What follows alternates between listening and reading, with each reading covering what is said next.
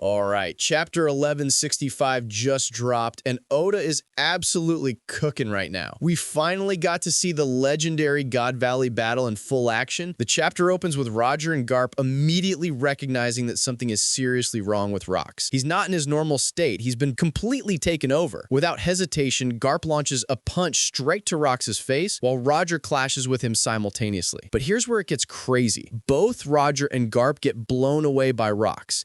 In his Dami reversey state, Rocks is operating on a completely different level of power. And then Rocks splits the sky on his own. If we're not counting Luffy's anime-only sky split in Gear 5, this makes Rocks the first person in the entire series to pull off a solo sky split.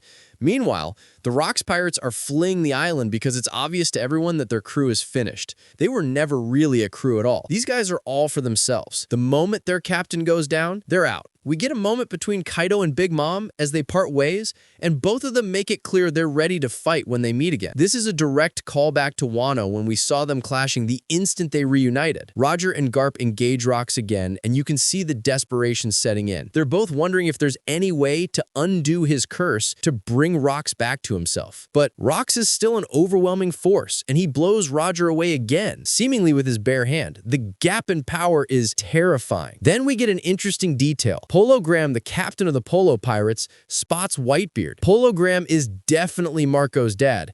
Just look at him. And yes, Marco's full name is Marco Polo, and Oda has been sitting on that revealed this entire time. One of the most important scenes in this chapter is Dragon. He is absolutely furious at the entire situation regarding God Valley. He's demanding that the Marines save the survivors, and he's willing to go against the whole system by himself. This is the moment that defines Dragon's character. He wants good for all people, completely disregarding his own safety. Then we learn why Garp never turned on the Marines despite seeing all their corruption and working with the world government. It was to protect them from the inside. Garp probably realized that once he was gone, there would be no one left with enough strength and respect to stand up against the world government from within the system. He chose to be the shield protecting innocent people rather than abandoning the Marines completely. Roger comes up with a desperate plan. He tells Garp to focus all of his body mass, every ounce of strength and hockey he has, into one attack.